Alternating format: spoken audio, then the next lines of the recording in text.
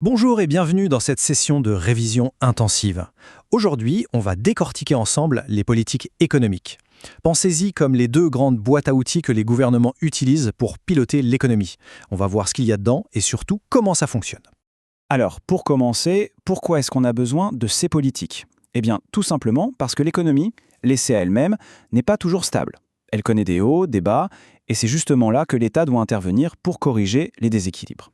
Voici notre plan de match pour aujourd'hui. D'abord, on va bien distinguer les deux grandes approches. Ensuite, on plongera dans les politiques conjoncturelles, puis les structurelles. Après ça, un bon récapitulatif pour tout remettre en ordre, et on terminera par un petit quiz pour s'assurer que tout est bien en place. Allez, on attaque. La première étape, qui est absolument cruciale, c'est de bien faire la différence entre les deux grandes familles de politique économique. En fait, c'est assez simple.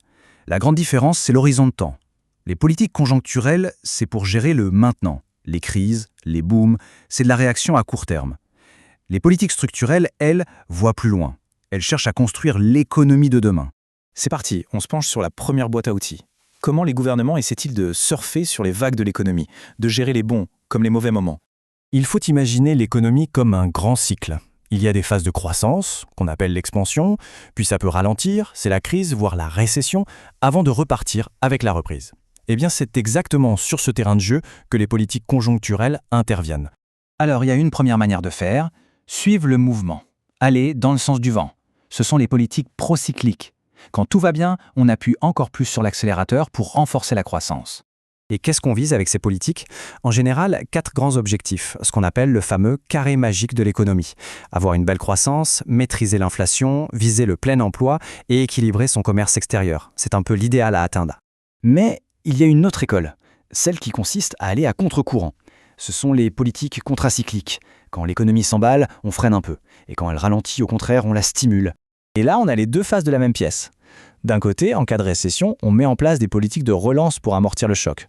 De l'autre côté, quand l'économie est en surchauffe, on peut appliquer des politiques d'austérité pour calmer le jeu et éviter que la machine s'emballe. Bon, on a vu le court terme, la gestion de crise. Maintenant, on change complètement d'échelle de temps. On passe au jeu de longue haleine. Les réformes structurelles. Ici, il ne s'agit plus de mettre un pansement sur une plaie. L'idée, c'est de transformer en profondeur les fondations mêmes de l'économie pour la rendre plus solide, plus performante pour l'avenir. Et pour ça, on agit sur 3 grands leviers. Premièrement, rendre les marchés plus efficaces. Deuxièmement, améliorer la compétitivité du pays pour qu'il soit plus attractif. Et troisièmement, bien sûr, améliorer les conditions de vie de la population sur le long terme.